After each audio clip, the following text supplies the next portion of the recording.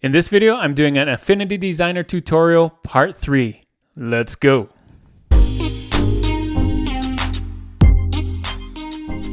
Thanks for joining me on this video. My name is Juna with Detour Shirts, the channel all about helping you design and sell t-shirts online. If that's something you like to do, don't forget to hit that subscribe button. So in this video, I'm talking about Affinity Designer again. You might have seen my other 2 videos about Affinity Designer. This is part 3, and in this video, I'm going to be talking about Studio and Toolbar in Affinity Designer. So if you don't know what that is, you're going to want to watch this video. I'm not going to talk about all the palettes and all the tools there, but I'm going to talk about the ones that I like to use and I use a lot. So you're going to want to stay to the end so you can see all of these tools as well as another edition of trend credits.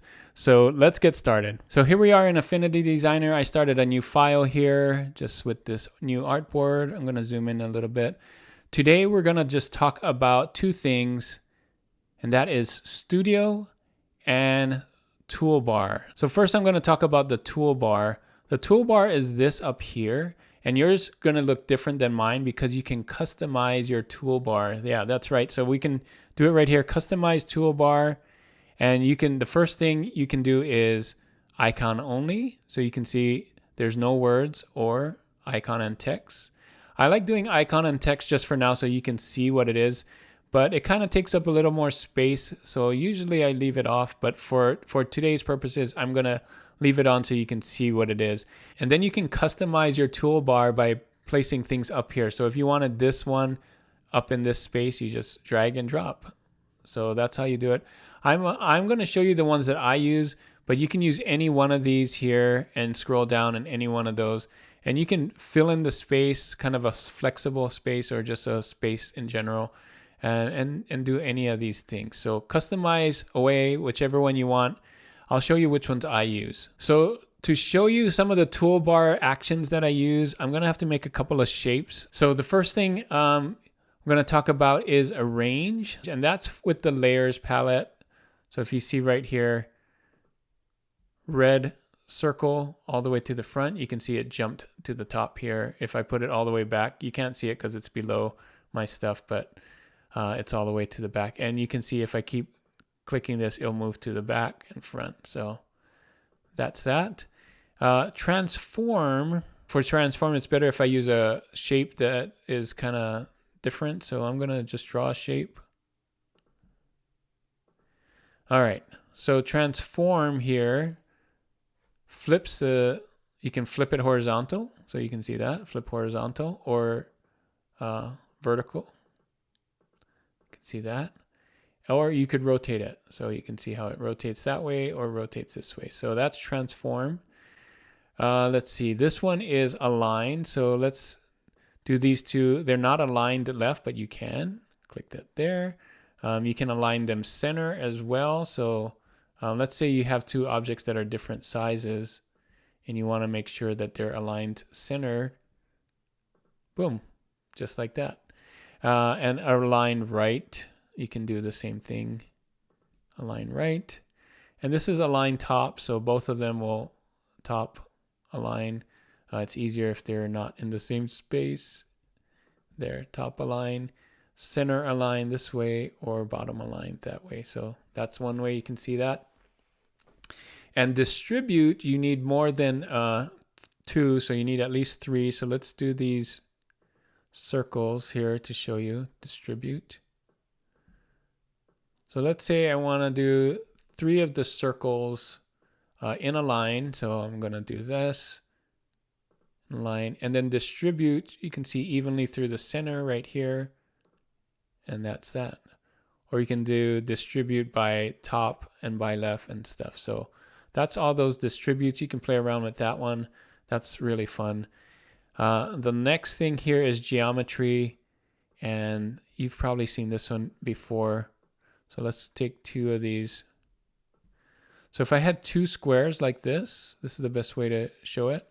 Actually, they do circle and square. So let's do this. All right. So clicking these 2. If you do this one and add, the 2 shapes are now one shape. So I'm going to Command Z that. If you can see, it's subtract front. So let's put this in the front. So Click this again, subtract front. You can see it just knocked out that. This one is intersect. So the intersection between the both is that shape right there. And this one is called XOR. You know, I never use this one. Let's see what it does. Oh, it eliminates, it's the opposite. So it eliminates that center part. That's pretty cool. And then this one is divide. Oh, this is a cool one. So I think, yeah, now it's all three shapes. That's pretty cool. So I hardly use that one too, but that could come in handy. So that is your toolbar. One more thing I forgot to tell you, if you right click on here, you can do the same thing. You can say icon only. You can right click on this again. You can do hide toolbar where it's totally gone. Some people don't like it there. And to bring it back, you can just show toolbar here again. And I think the other right click was customize toolbar. So if you ever need to customize toolbar, right click on it and it'll bring out this and you can drag and drop things in there one at a time.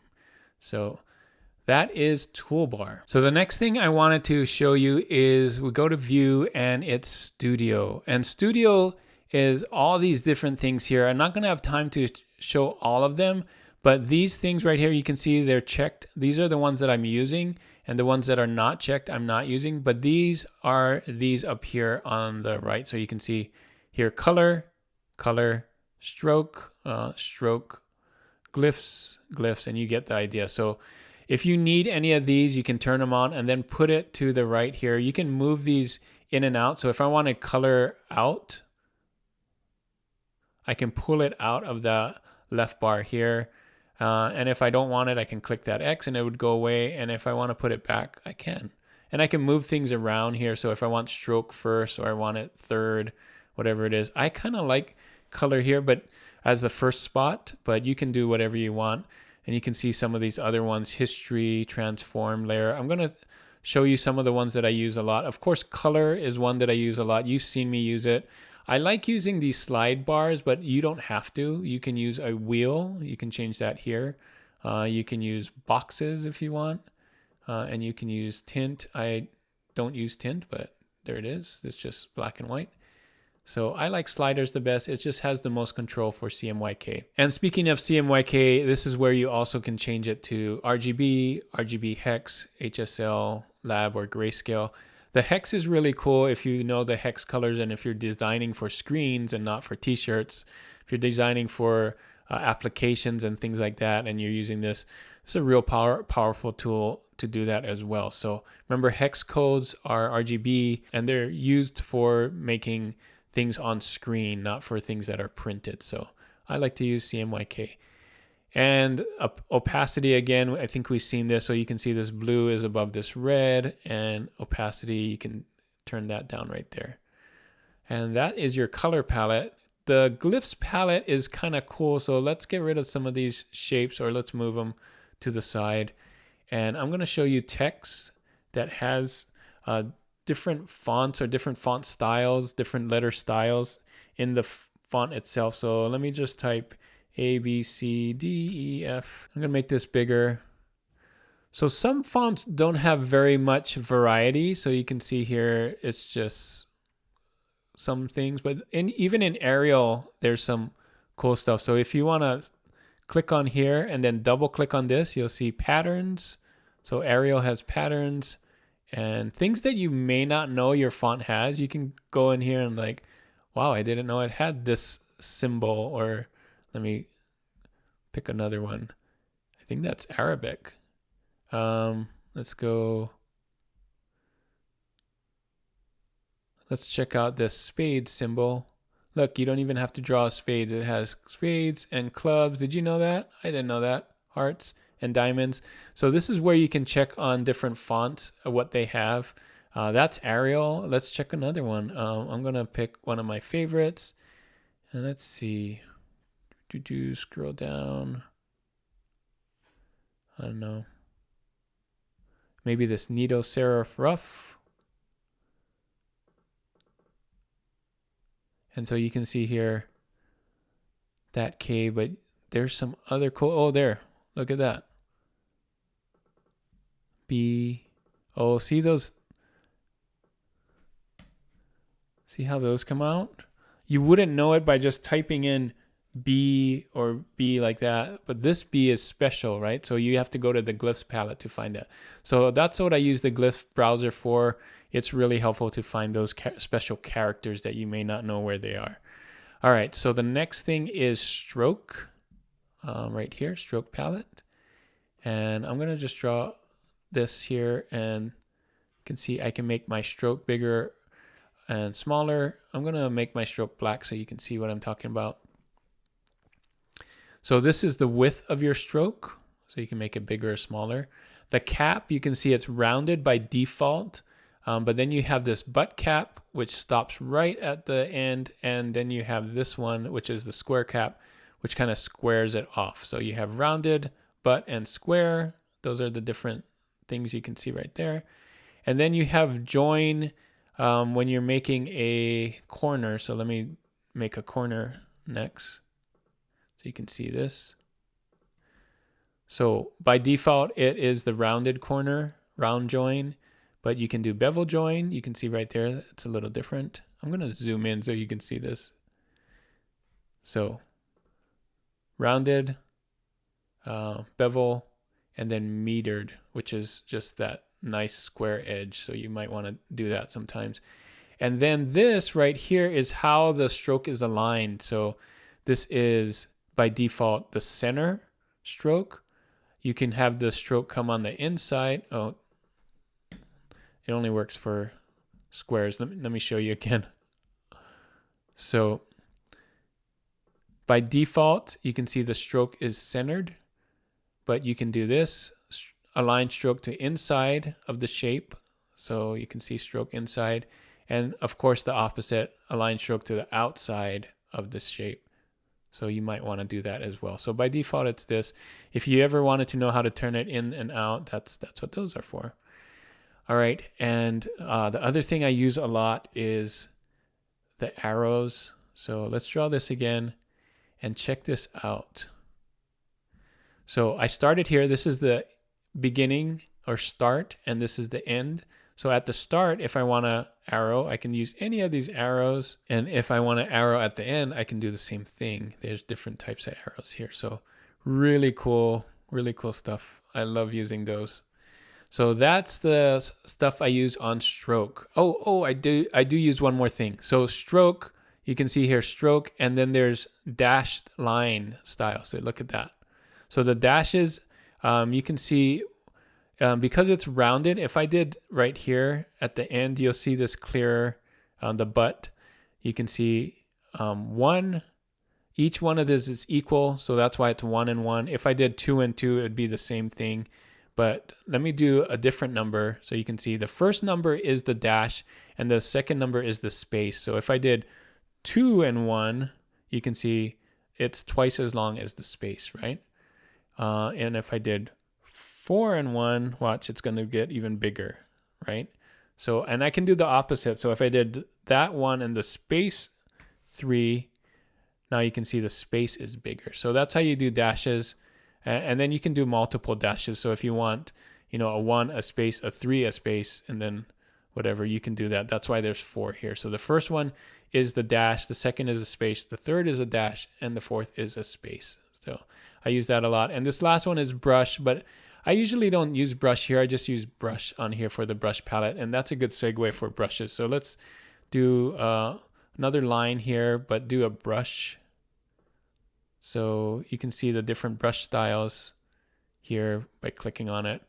Some really cool ones, and you can download brushes for Affinity Designer. I have a whole bunch here. I'm not sure which I downloaded or which I didn't, but you can see there's some different brushes, and they can give you some cool styles when you're designing stuff. Got this watercolor looking style, on brush style. So those can add a lot of interest to your designs when you're designing for t-shirts. So just keep that in mind. Let's see, what else do I use here? History. History is just a long list of things that you've done, and you can go back in history by clicking Command Z, but you can also go back in history by taking this down. So these are all the things we did in this video, and I can go back and forth in history. So I was zoomed in, but here you go. You can just go back in history all the way back to the beginning or back to a certain part and then start there if you wanted to. So I'm going to go all the way to the end, and that's where I am. Another palette here, another thing here is transform. So transform has to do with, you can use it for shapes. So let me show you transform here. This is telling you, the X and Y is telling you where on the page it is. So if I go all the way here, you can see, so 0, 0, I had it turned around. So 0, 0 here is right there, the top left corner of the page. And then by moving it, you can see where it is on the page. So that's what those X and Y coordinates are. Width and height, of course, you can see width is getting bigger as I make it bigger, and height is getting bigger as I grow that bigger. So that's basically telling you, helping you decide what size box. So you can see this is a perfect square because the width and height are the same. This circle, width and height are the same. So that's one way to do it. And you can lock these or unlock them. So this is locked. So now when I type this in, let's say I type in 4, it's going to do 4 proportionally because it is the same, it is locked together, right? So if you ever need to have something grow or want something the same proportion, it will do it for you. So same thing here, if I did that 3, same size. So let's see. Oh, the last two is rotate and slant. So rotate, you can see here, that's rotating. And then slant, let me go back to 0. So slant, you can do this kind of thing, slanted box. And it also works on text. So let me show you, I'll zoom in here. Slanted, let's see. And then I'll just make this bigger so you can see. So if I wanted to slant the text, I can do that or that, just like that. Or if I wanted to rotate the text as well, I can rotate it and slant it. I could do both, right? So either way, that can give you some interest as well when you're designing t-shirts. Layer palette is just telling you which is on top. So you saw this when I did this here, move to front. Now it's on the front, and you can see which one, that's the topmost layer at the topmost layer, and then the text is the next one, and then this is at the next one. So that's really helpful to kind of know where things are so you can hide and show things. If something's in front, it might be blocking it. So that's thing right there for layers. And you can do different effects with the layers. So I can do opacity on this layer, right? I can do darken and some of these other things over the layer. So play around with that. That's really fun. The other palette I use is appearance. Not that much. It just kind of tells me this has no stroke and has a fill. This is the color there. So kind of the effects. If you put different effects on here, it will tell you in the appearance what you've done. So the character palette is a bigger one. I'm going to move it up here so you can see it better. And you can move these things up and down, by the way, so you can see what's in it. So let me type in a sentence. All right. So this is so you can see what's going on. I typed this sentence really quick. And you can see the character palette. So character, you can do fonts, right? So you can do size of font as well. What type of font, is it bold or italic? So this is everything to do with the font and the character, as well as, let's not do italic, as well as some of these things. So the first one is kerning, and that works in between letters. So I would have to click right there and then move this. So let's show you what 5% kerning is. It's the space in between letters. So if you need that big or small, closer together or further together, you can do that. You can also do kerning with the option and arrow to the right or arrow to the left. You can see the kerning moving there. So that's kerning. The second one here is tracking. So tracking is kind of the same thing, but with the whole sentence or all together. So you can see here, back and forth, tighter or wider, right? So the next thing here is baseline shift. So you can see this is the whole baseline. So all of it is either up or down. So this really helps when you're moving things on a line or a path, but you can see it's moving up and down.